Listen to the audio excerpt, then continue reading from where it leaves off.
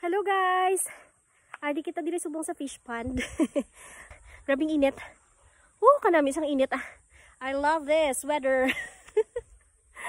So, ari ako subong guys sa amon nga fish pond diri sa dalom. So, ready na ni siya guys. Pwede na gid butangan sang fingerlings. Actually, may mga bilin pa na dira guys. Pero gamay na lang gid siya. So, ako isa man sa naapektuhan. Affected man ako guys sang tag-ilinit last time. So, nagubas gini siya. Naubos gid ang tubig diri guys sa amon fish pond. Of course, ang iban nga mga isda, ginpanguha na lang at the same time ang iba nagkalamatay na. So, ari guys, ready na siya. Pakita ko sa inyo. Nalimpyuhan naman siya ng amon fish pond. Kag, waiting na ako sang fingerlings from BFAR. Nag-request ako sa BFAR. Sana naman BFAR. Tagain naman ako sang libre din ang fingerlings. Charot! So, wait lang guys. Pakita ko sa inyo.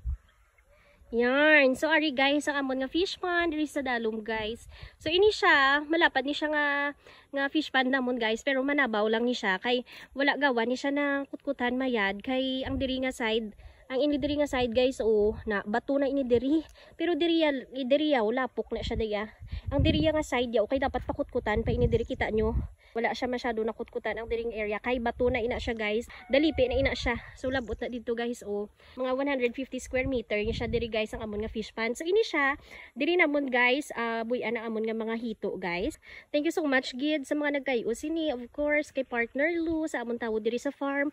Sa kay amon nga always nga one call away si Alog. So thank you so much. Ari sila nag-ubra guys na kay may buho ay na dira sang tag-ilinit ang mga friend naton nga mga ilaga bagin pinangkutkutan na nila dira damo-damo buho. So tingala kami nga man tig-ululan na wala gyapon unod ini diri nga fish pond. Gali kay damo-damo dito buho ang mga tubig diri nga nagastak sa babaw nagakagto dito sa ubos nga fish pond na dito puno-puno na dito ang tubig awas-awas na diri wala gyapon unod.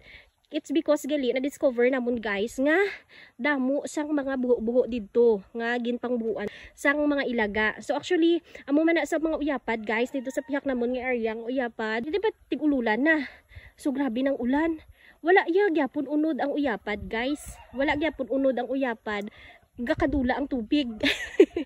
So gali amo na kay wala gastak ang tubig kay ang kahon puros na mga buho-buho kay gin pang buhuan sang aton mga friend nga ilaga.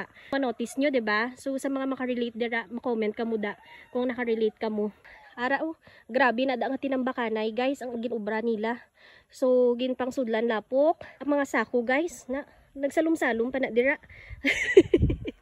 So para lang gid nga makayo. Thank you so much sa effort gid sila ka nagkayo dira. Kita nyo guys, okay na 'di ba? Nagastak na ang mga naniho tubig diri. Dito man sa pihak, so tilapia na ditong ibutang namon guys na dira nga area. So ina dira mga 120 square meter ina dira sa pihak. So dito ang tilapia, diri ang hito. So karon, waiting pa ako sa fingerlings guys. So thank you so much Ma'am Antoinette for referring me sa BFAR. So gapangita ako sa fingerlings. Umayad kay gin-refer ako sa BFAR ni Ma'am Antoinette and of course with the endorsement man sang amon nga municipal agriculture office through Ma'am Delma. Thank you so much mga ma'am and sir sa agricultures. Hindi kita maguya-uya guys nga magkagto sa municipal agriculture office naton kay damo na sila dito nga ma-help sa aton or ma-offer kung may mga kinanglanon kita sa aton nga farm. So, hindi lang kuno naton sa pagpangayuan sang financial nga sarili ni. So karon gin-refer ako ni Ma'am Antoinette sa BFAR nga check ko ba si may available dito. So karon nag-contact ako sa BFAR and as per sa ila kinanglan sang request letter. So nag-ubra ako request letter, supporting documents, of course ang akon nga fish pond kag kung ako legit gid man nga farmer, pwede inyo gamiton nga inyo nga RSBSA na or ang inyo nga ID. So, farmer's ID nyo guys. So, pwede nyo siya magamit as support documents. And of course, ang ako na certificate sa Young Farmers. Kaya ako isa sa mga Young Farmers Challenge awardee diri sa province of Capiz. So, very supportive gid sila guys. Most especially sa mga young farmers. Kaya amo gid ang ginatutukan nila subong guys ang mga young farmers na to. So, mostly subong niya guys. Damo gid kita farmers nga mga may edad na dapat may mabulos sa ila. Paano na lang guys kung wala na may mabulos nga mga kabataan? 'Di ba? Nga magpanguma. So madula na niyang pagpanguma, guys. So that's why gina-encourage gid you guys ang young generations gali guys nga mag-venture into farming. Before waiting lang ako dito, ready na ang aking fish pond. So thank you so much for watching. Bye-bye.